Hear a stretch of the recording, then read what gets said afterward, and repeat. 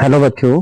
आज हम इस वीडियो के माध्यम से आपके बायोलॉजी की जो इम्पोर्टेंट क्लास है बोर्ड एग्जाम 2026 के लिए जितने भी इम्पोर्टेंट क्वेश्चन बनते हैं उसकी क्लास स्टार्ट कर रहे हैं। तो सबसे पहले हम आज की क्लास में ऑब्जेक्टिव क्लियर करेंगे, उसके बाद हम क्वेश्चन आंसर करेंगे। ठीक है, तो आज अपना सबसे पहले एमसीक्यू रेडी करते हैं अपन। तो एमसीक्यू की क्लास, इसमें अपन जितने भी सही विकल्प बनेंगे उनको आज कवर करने वाले हैं। इंपोर्टेंट जितने भी बनते हैं आपके लिए 2026 के लिए, सभी बच्चे बहुत अच्छे तरीके से मन लगा करके बैठ जाइएगा और इस वीडियो को ध्यान से देखिएगा। जितने भी क्वेश्चन मैं यहाँ पे बता रहा हूँ वो सारे लगाने हैं आपको। तो चलो वीडियो स्टार्ट करते हैं अपन। सबसे पहला क्वेश्चन अपना इसमें बन रहा है कि विकासशील परागकणों को पोषण कौन देता है। तो विकासशील परागकणों को पोषण मिलता है टेपिटम के द्वारा। ठीक है, परागकोश की जब टीएस काट हम देखते हैं तो उसमें सबसे अंदर वाली जो परत होती है टेपिटम, वो परागकणों को पोषण देने का काम करती है। नेक्स्ट है, बीजाणुविद की मुख्य अवस्था किसमें पाई जाती है। तो वो होता है आवर्त बीजी यानी एंजियोस्पर्म में देखने को मिलती है। भ्रूण की अक्रियशीलता वाली स्थिति क्या कहलाती है। अगर एम्ब्रियो इनएक्टिव स्टेज में है तो उसको क्या कहते हैं हम, प्रसुप्ति या डोरमेंसी कहते हैं। ठीक है, नेक्स्ट है, लघु बीजाणु जनन के दौरान अर्धसूत्री विभाजन कहाँ देखने को मिलता है। लघु बीजाणु यानी माइक्रोस्पोरेजेनेसिस होती है ना, तब म्यूसिस डिवीजन कहाँ पे होता है। तो हम बताएंगे म्यूसिस डिवीजन होता है लघु बीजाणु मात्र कोशिका यानी पोलन मदर सेल में। ठीक है, या माइक्रोस्पोर मदर सेल कह सकते हैं, उसमें होती है। नेक्स्ट है, उस घटना को क्या कहते हैं जिसमें अंडा से बिना निषेचन के फल में विकसित होता है। बिना निषेचन के अगर फल बन रहा है तो उस प्रक्रिया को अपन कहते हैं अनिषेक फलन, और बिना निषेचन के बना फल अनिषेक फल कहलाता है। अगर यहीं पर, तो इसका आंसर अपना क्या है, अनिषेक फलन। यहीं पर अगर ऐसे क्वेश्चन होता कि उस घटना को क्या बोलते हैं जिसमें बिना निषेचन के बीज का निर्माण होता है, तो हम असंग जनन लगाते फिर उसके लिए। ठीक है, तो ये क्लियर हुआ अपना। नेक्स्ट है,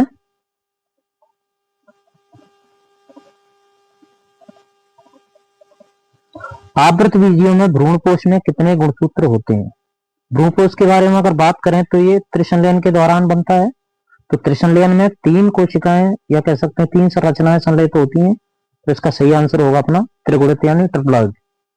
एंडोस्पर्म कितना होता है, ट्रिप्लॉइड होता है। अध्यावरण यानी इंटेगुमेंट से घिरा हुआ कोशिकाओं का पुंज क्या कहलाता है। तो अपन बोलेंगे बीजांड या न्यूक्लियस कहलाता है।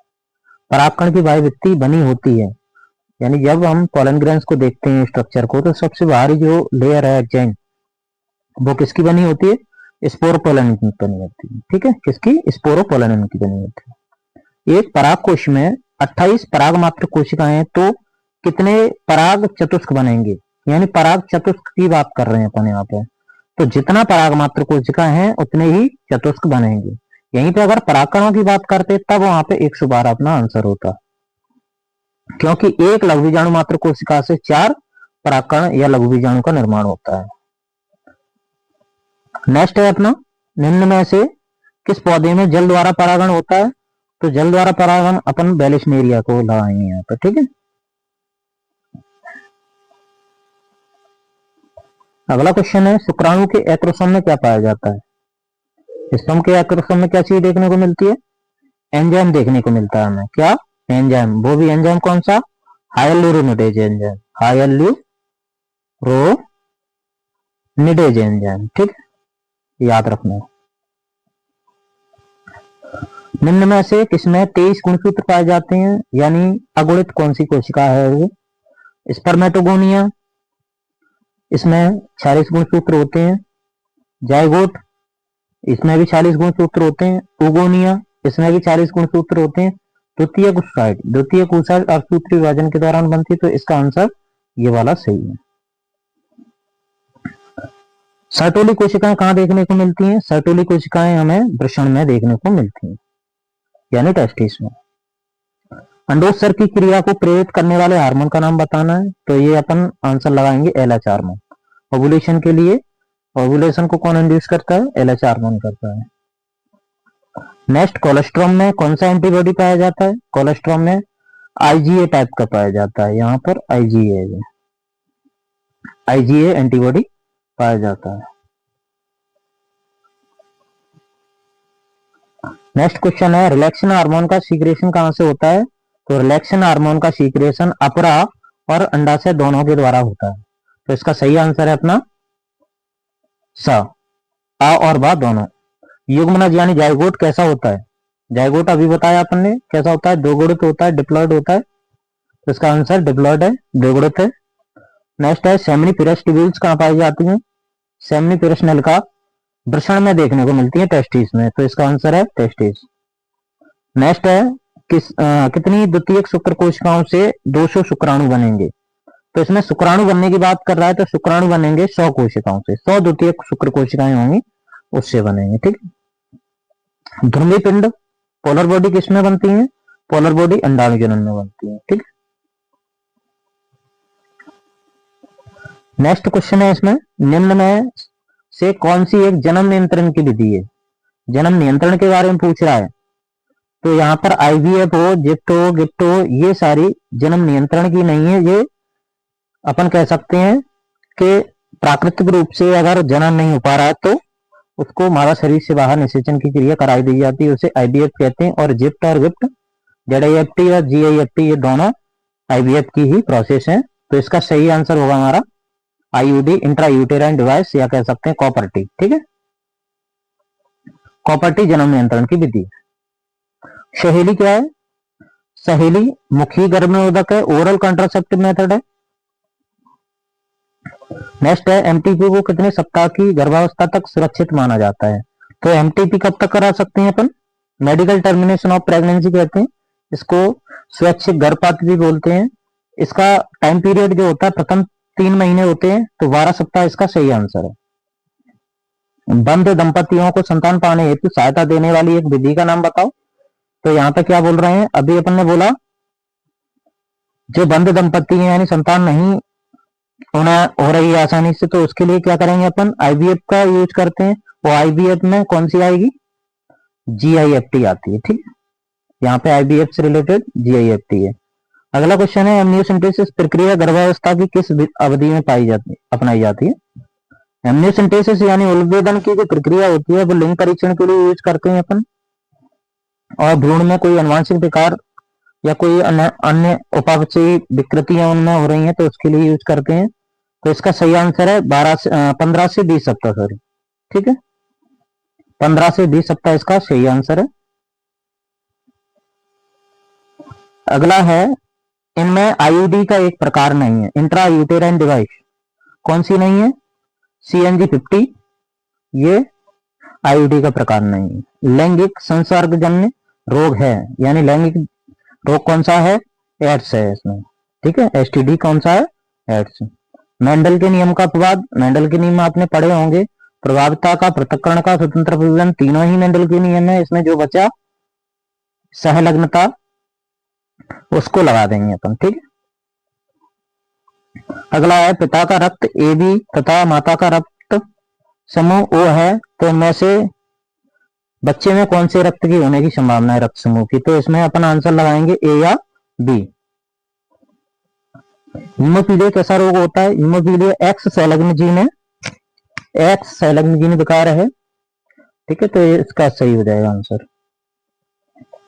नेक्स्ट क्वेश्चन है, कौन सा आरंभ कोडन है जो मेथियोनिन को कोड करता है? तो आरंभ कोडन इसमें है AUG, बाकी तीनों क्या है? ये समापन कोडन है। ठीक, समापन कोडन। वंशागति का गुणसूत्री सिद्धांत, वंशागति का गुणसूत्री सिद्धांत दिया था सटन और बोवेरी के द्वारा। सिकल सेल एनीमिया जो रोग है उसमें ग्लूटेमिक अम्ल वैलिन द्वारा प्रतिस्थापित होता है। निम्न में से कौन सा एक कृतकूट वैलिन के लिए है? तो वैलिन के लिए है GUG। ठीक है, यहाँ पे क्या होता है? GAG की जगह GUG हो जाता है। महारानी विक्टोरिया और उनके परिवार के कुछ सदस्य किस मेंडेलियन विकार से ग्रसित थे? तो उसका सही आंसर हमको लगाना है हीमोफीलिया। ठीक है, हीमोफीलिया से ग्रसित थे वो। डाउन सिंड्रोम किस गुणसूत्र की एक प्रति की अधिकता से होता है? तो इसका आपको सही आंसर लगाना है 21वें जोड़े की प्रति की अधिकता से क्या हो जाता है? डाउन सिंड्रोम रोग हो जाता है। नेक्स्ट है इसमें क्वेश्चन, डीएनए फिंगरप्रिंटिंग विधि को विकसित करने वाले वैज्ञानिक कौन से थे? इसमें तो आंसर ही लिख गया है, इसमें उत्तर आया एलेक्स जेफरी है। नेक्स्ट है, डीएनए में अनुलेखन के मुख्यतः कितने भाग होते हैं? तो मुख्य भाग होते हैं 3, ठीक है, रेगुलेटर, प्रोमोटर और स्ट्रक्चरल जीन। नेक्स्ट है, ओकाजाकी खंड पाए जाते हैं। ओकाजाकी खंड किसमें देखने को मिलते हैं? लैगिंग स्ट्रैंड में देखने को मिलते हैं। इसका आंसर है लैगिंग स्ट्रैंड। समापन कोडन का कार्य करता है। समापन कोडन का अभी अपन ने पढ़े थे समापन कोडन, तो समापन कोडन में आएगा यूएजी, इसका आंसर है। ओकाजाकी खंडों को परस्पर जोड़ने का काम कौन करता है? ओकाजाकी खंड यानी डीएनए के छोटे छोटे खंड, तो इसमें डीएनए लाइगेज इसका आंसर है, सही है, डीएनए लाइगेज इसका आंसर है। डीएनए लाइगेज को हम क्या कहते हैं? अनुवांशिक गोंद भी बोला जाता है। कौन जैव विकास का स्पष्ट प्रमाण देता है? तो इसका आंसर है जीवाश्म, फॉसिल्स, ठीक है। डायनासोर तथा सरीसृप का स्वर्णिम काल क्या था? मीसोजोइक काल था उनका, ठीक है। पृथ्वी का आद्य वायुमंडल कैसा था? रिड्यूस यानी अपचायक था, ऑक्सीजन नहीं थी। निम्न में से कौन संयोजी कड़ी है? संयोजी कड़ी है लोफिस। जीवन पहले से विद्यमान जीवन से निकल कर आता है, यह कथन किस वैज्ञानिक के द्वारा दिया गया था? कि कोई पहले कोशिका होगी तभी कोई नई कोशिका बनेगी, यानी पहले से कोई जीवन है तभी जीवन नया बनेगा, तो ये बताया था लुई पाश्चर के द्वारा, ठीक है।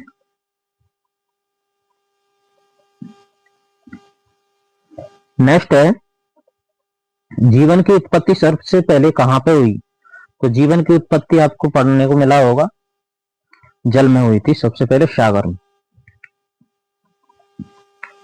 विश्व एड्स दिवस कब मनाया जाता है? तो एड्स डे मनाया जाता है 1 दिसंबर को। ऑन्कोजीन की सक्रियता से होने वाला रोग, ऑन्कोजीन का कहीं पे भी नाम मिल जाए आपको कैंसर आंसर कर देना है। हेरोइन प्राप्त होती है, एक ड्रग्स है जो प्राप्त होती है पैपिवर सोमनिफेरम से, ठीक है, इसका आंसर पैपिवर सोमनिफेरम है। पोलियो हो, डिप्थीरिया हो या टिटेनस हो, इनके लिए एक टीका लगाया जाता है जिसका नाम है डीपीटी, तो सही आंसर है डीपीटी।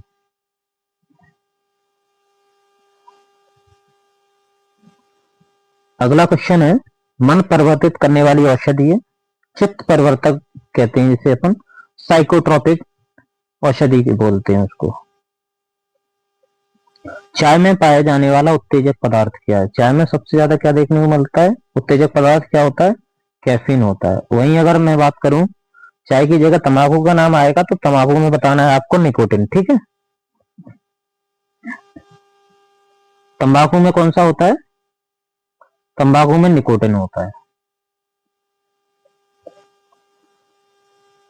मलेरिया परजीवी द्वारा मलेरिया के समय रुधिर में निर्मुक्त उत्पाद जो ठंड तथा बुखार उत्पन्न करता है। बोला जा रहा है कि जब हमको मलेरिया हो जाता है तो ठंड देके बुखार आता है बहुत ज्यादा जोर से, तो वो किसकी वजह से आता है? वो हीमोजोइन की वजह से आता है, ठीक है। नेक्स्ट है, किशोरावस्था की आयु कितनी होती है? यानी अपन को बताना है किशोरावस्था 12 से 18 वर्ष में देखने को मिलती है, ये उसकी अवधि है। लिवर सिरोसिस उत्पन्न करने वाला कारक, लिवर सिरोसिस मतलब लिवर से रिलेटेड डिजीज सबसे ज्यादा किसकी वजह से होता है? अल्कोहल के सेवन करने से, तो इसका आंसर है अल्कोहलिज्म।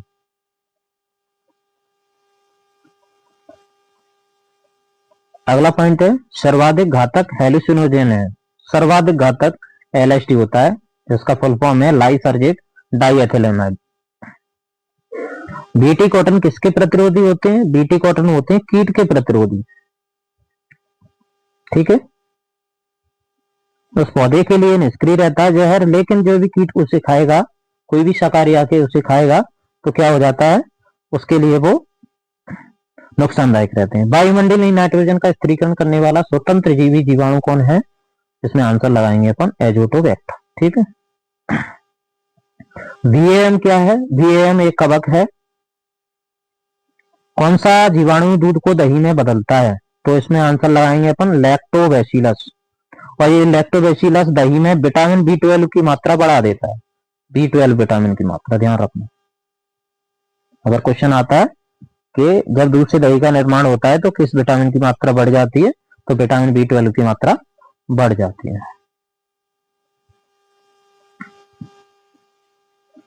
नेक्स्ट पॉइंट है इसमें, किस गैस के कारण इडली का आटा फूल जाता है?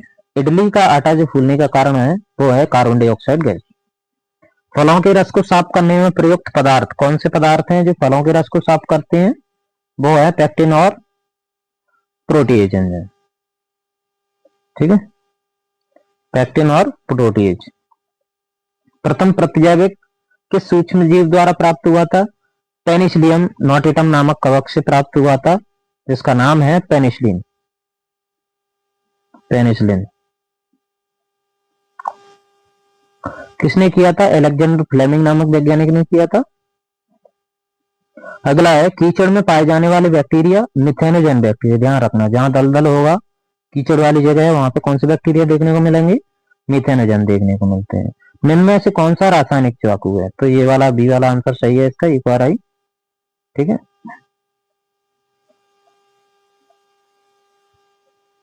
सारे जितने भी मैं इंपोर्टेंट यहाँ पे बता रहा हूँ, जितने भी ऑब्जेक्टिव बताए हैं मैंने, आपको अच्छे से लगा लेने हैं, बहुत अच्छा रेस्पॉन्स मिलेगा इसका।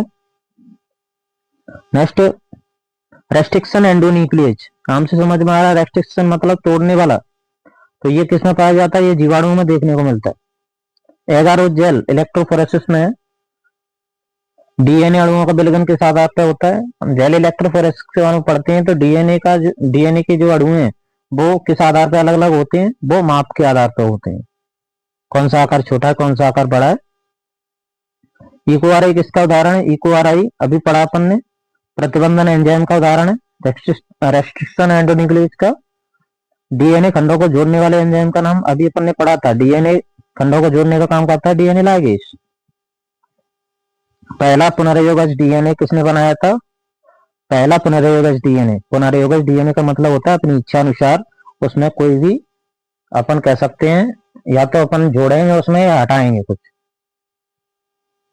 तो ये कोहन और बोयर ने किया था। ठीक है,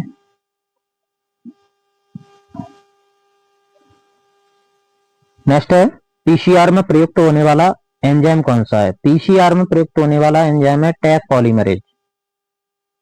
ये डीएनए पॉलीमरेज का ही क्या है, नाम है। यहाँ पे डायरेक्ट टैक पॉलीमरेज लिखा है, इसीलिए अपन ने टैक पॉलीमरेज को टिक किया है। अन्यथा टैक पॉलीमरेज अगर नहीं होता, डीएनए पॉलीमरेज अकेला होता, तो डीएनए पॉलीमरेज का ऊपर आंसर लगाते। डीएनए संवर्धन में उपयोग होता है, डीएनए संवर्धन में क्या उपयोग होता है? पीसीआर। पीसीआर के द्वारा ही क्या होता है? डीएनए की बहुत सारी कॉपी की जाती है। पुनर्योगज डीएनए प्रौद्योगिकी द्वारा उत्पादित प्रथम मानव हार्मोन कौन सा है? इंसुलिन। पुनर्योगज डीएनए प्रौद्योगिकी द्वारा कौन सा मानव हार्मोन बनाया गया था? इंसुलिन। क्या नाम है उसका? ह्यूमिलिन नाम है, ह्यूमिलिन। याद रखना है इस नाम को। इंसुलिन का नाम कौन सा है? ह्यूमिलिन नाम है। प्रथम मानव जो हार्मोन है उसका नाम है इंसुलिन, और इंसुलिन का भी, इंसुलिन एक टाइप हो गया और नाम क्या है उसका? ह्यूमिलिन। ठीक है, इंसुलिन कितनी पॉलीपेप्टाइड श्रृंखलाओं का बना होता है? तो वो बना होता है 2 पॉलीपेप्टाइड श्रृंखलाओं का। बीटी विस्के रवे बैसिलस थ्रिंजेसिस जीवाणु द्वारा बनाए जाते हैं, लेकिन जीवाणु स्वयं को नहीं मारते। मैंने अभी बताया, वो क्या होता है, उनमें विष निष्क्रिय होता है। वो कीट के प्रति अपना व्यवहार दर्शाते हैं, उसको प्रभावित करते हैं, लेकिन खुद के लिए उनमें जो विष रहता है वो निष्क्रिय रहता है। ठीक है,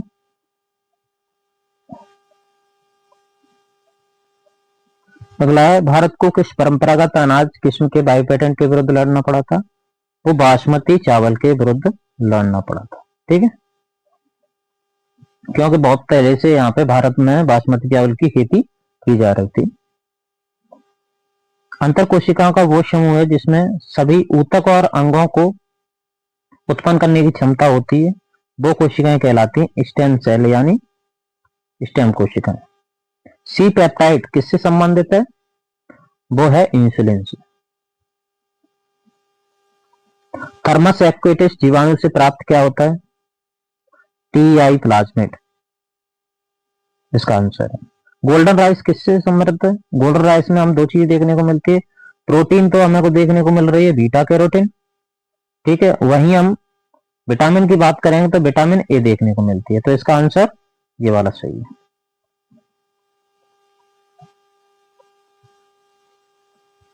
सक्रिय रसायन रेजरपीन प्राप्त किससे होता है? रावल्फिया से होता है, इसका आंसर ये है। अनुकूलन अणु किसे कहा जाता है? टीआरएनए को बोला जाता है, यह आंसर इसका है। नाइट्रोजन स्थिरीकरण करने वाले जीवाणु राइजोबियम कहाँ पाए जाते हैं? नाम ही दे दिया डायरेक्ट उसने राइजोबियम, तो राइजोबियम को याद रखना है। जितने भी फलीदार पौधे हैं, चाहे वो मटर हो चाहे वो चना हो, इसकी जड़ों में आप देखेंगे पौधे की में तो गांठें पाई जाती हैं, उन गांठों के अंदर ये देखने को मिलते हैं हमें, तो इसका आंसर क्या है? फलीदार पौधों की जड़ों में। कवक का पादप जड़ों के साथ सहजीवी संबंध क्या कहलाता है? कवक और पादप इनके बीच की जो कनेक्टिव लिंक है उसको कहा जाता है माइकोराइजा। भोजन के लिए किसी जीव को मारना, उस पर निर्भर रहना, ये परजीवता कह सकते हैं अपन, लेकिन मार रहे हैं तो यहाँ पे भक्षण कर रहे हैं उसका, तो परभक्षण इसका आंसर होगा। अगला क्वेश्चन क्या है? माइकोराजा का उदाहरण। माइकोराजा किसका उदाहरण है? तो आंसर याद रखना शाहूकारता म्यूचुअलिज्म का उदाहरण है जी। किसी एक जाति के पारिस्थितिकी अध्ययन को क्या बोलता है? ओटो इकोलॉजी बोला जाता है। दो वानस्पतिक क्षेत्र के बीच का संक्रमण प्रदेश क्या कहलाता है? वो कहलाता है इकोटोन। ये परिभाषा भी है, इकोटोन किसे कहते हैं? तो दो वानस्पतिक क्षेत्रों के बीच का संक्रमण प्रदेश इकोटोन कहलाता है। ऐसे भी अपन 2 नंबर में परिभाषा लिख सकते हैं। मानव निर्मित पारतंत्र यानी मनुष्य के द्वारा बनाया गया कोई पारिस्थितिकी तंत्र, तो वह है मछली घर, या इसको अपन जलशाला भी कह सकते हैं, एक्वेरियम।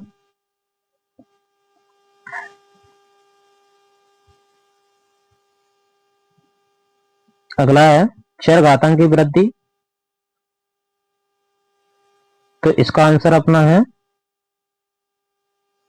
वृद्धि की इंस्टेंजिक दर को बोलते हैं, ठीक है। अगला क्वेश्चन है सभी जीव अपने पोषण के लिए प्रत्यक्ष या अप्रत्यक्ष रूप से पौधों पर निर्भर रहते हैं, तो पौधों पर ही निर्भर रह रहे हैं, तो उत्पादक वाला तो पॉइंट ही हट गया, क्योंकि पौधे उत्पादक होते हैं। अब इधर आ जाओ तीनों में, तो पौधों पर निर्भर रहते हैं उपभोक्ता, तो इसका आंसर सही क्या होगा? उपभोक्ता है। उसके बाद आपतित सौर विकिरण में, यानी जो सूरज की किरणें आती हैं उनमें से पीएआर विकिरण का प्रतिशत कितने होता है? प्रकाश संश्लेषण सक्रिय विकिरण, उनका होता है 50%। तालाब के इकोसिस्टम में ऊर्जा का पिरामिड सदैव सीधा होता है। ऊर्जा का पिरामिड कहीं पे भी आए आपको सदैव सीधा लगाना है। एक खाद्य श्रृंखला में निम्न में सर्वाधिक संख्या किसकी होती है? तो सर्वाधिक संख्या जो पहले खाना बनाता है भाई, उत्पादक, प्रोड्यूसर की संख्या ज्यादा देखने को मिलती है। प्राथमिक उपभोक्ता कौन है? प्राथमिक उपभोक्ता वो होते हैं जो उत्पादकों को खाते हैं, यानी शाकाहारी, हर्बीवोरस।